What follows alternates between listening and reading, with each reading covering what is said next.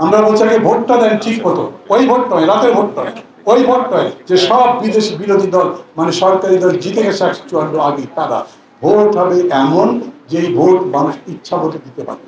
ওই ভোটগুলো গোনা হবে, সেই গুনবার পরে যে রেজাল্ট পাওয়া যাবে সেই রেজাল্ট অনুযায়ী জনগণের প্রতিনিধি নির্বাচিত হবে। তার মানে মানুষের ইচ্ছার ভিত্তিতে সরকার গঠিত হবে, সেই রকম একটা সরকার আমরা মনে করি। সেই রকম সরকার যদি হয় তাহলে সেই সরকারের কাছে আমরা কতগুলো নিয়ম কানুন বেঁধে দেব।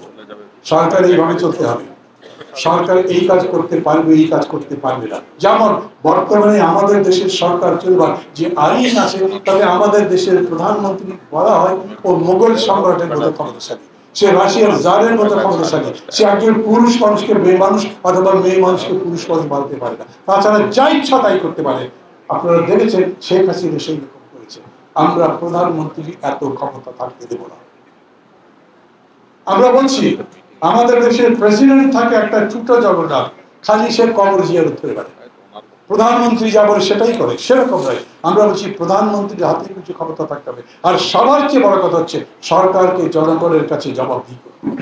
আমি একটা মানুষকে ভোট দিলাম, আমার মনে হলো তখন যে লোকটা ভালো, কিন্তু ভোট পাওয়ার পরে সে লুটপাট করতে লেগে গেল, দেখলাম সে মানুষের উপর অত্যাচার করতে লাগলো, মানুষের কোনো অধিকার দিল না, সেই লোককে আমি আর এমপি দেখতে চাই না। কিভাবে? পৃথিবীর দেশে দেশে নিয়ম আছে, প্রয়োজনে তাকে আমি কল ব্যাক করতে পারি। কল ব্যাক মানে তুমি আর থাকতে পারবে না, জনগণ রায় দিয়ে বলবে তুমি থাকতে পারবে না। জনগণ যদি মনে করে এই 10টা লোক দাঁড়িয়েছে একটা ভালো লোক নয়, ও না ভোট দিতে পারে, তার মানে আবার নতুন করে ভোট দিতে হবে। পার্টিগুলো ইচ্ছা মতো তাদের দালাল টাকা খেয়ে ঘুষ বাণিজ্য করে তারপরে পদ বাণিজ্যের মধ্যে দিয়ে নমিনেশন দিল, তাকেই আমাকে ভোট দিতে হবে। আমি মনে মনে ভোট দিতে চাই একটা বার্তা, কিন্তু সেই মার্কার যে দল, সেই দল অত ভালো মানুষ ক্যান্ডিডেট দেয়নি। আমি কি চাই?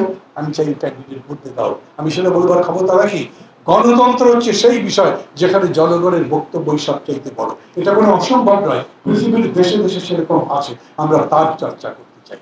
এবং সেই জন্যই আমরা বলছি আমরা সেই রকম একটা সরকার প্রতিষ্ঠা করব, যেই রকম সরকার আমরা যেরকম চাই সেই রকম করে দেশটা। এরকম হয়েছে নাকি?